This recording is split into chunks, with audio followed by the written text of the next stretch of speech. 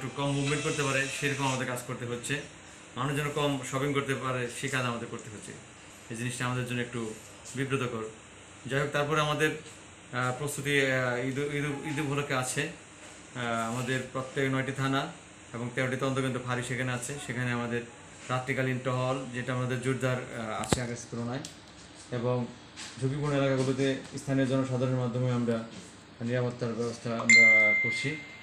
এছাড়া আমাদের যে সকল অর্থলগ্নিকারী প্রতিষ্ঠান আছে, বিভিন্ন ব্যাংক বিমা আছে এবং বড় বড় শপিং সেন্টার আছে, সেখানে এই ঈদের ছুটিতে মানুষ থাকবে না, সেখানে আমরা তাদের নিজস্ব নিরাপত্তা ব্যবস্থা যেমন তাদেরকে সংশ্লিষ্ট করতে বলেছি, আমাদের পুলিশি পাহারা জোরদার আমরা করেছি।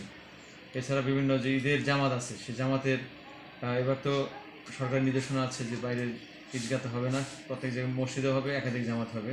সেটা আমরা বিভিন্ন সকল এলাকায় আমরা সবাইকে অনুরোধ করছি। এবং ঈদের জামাতগুলোতে আমাদের বড় বড় জামাতগুলোতে আমাদের নিরাপত্তা ব্যবস্থা থাকবে। এছাড়া ঈদের পরবর্তীতে এখানে অনেক সময় আইনশৃঙ্খলা বিঘ্ন ঘটে, বিশেষ করে সামাজিক সহিংসতা, মারামারি, দাঙ্গার মতো ঘটনা ঘটে থাকে, ইতিপূর্বে আমরা দেখেছি।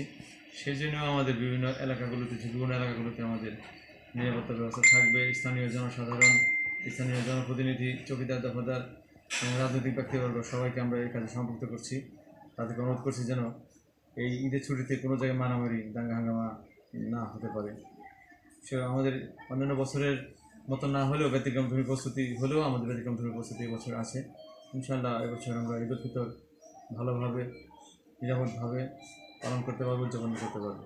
ধন্যবাদ। ঈদের জামাতগুলোতে কি আপনার সামাজিক দূরত্ব বজায় রেখে এরকম কোনো ব্যবস্থা করা হবে? সামাজিক দূরত্ব এবং সরকার কর্তৃক নির্দেশিত যে শর্ত আছে, সেই শর্ত মেনে চলে যেন সব জায়গায় ঈদের জামাত অনুষ্ঠিত হয়, সেটা জেলা প্রশাসন, পুলিশ প্রশাসনের পক্ষ থেকে সব এলাকায় কিন্তু আমরা বলেছি, অনুরোধ করছি স্থানীয় জনসাধারণকে।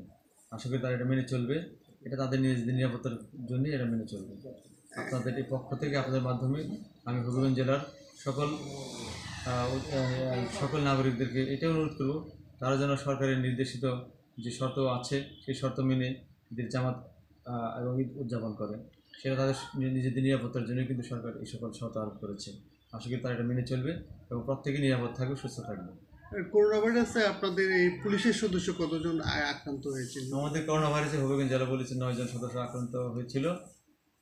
9 জনের মধ্যে আমাদের ইতিমধ্যে 4 জন সুস্থ হয়েছে, এখন মধ্যে 5 জন এখনও পজিটিভ আছে। আশা করি তারা দ্রুত সেরে উঠবে। ধন্যবাদ আপনাকে। ধন্যবাদ।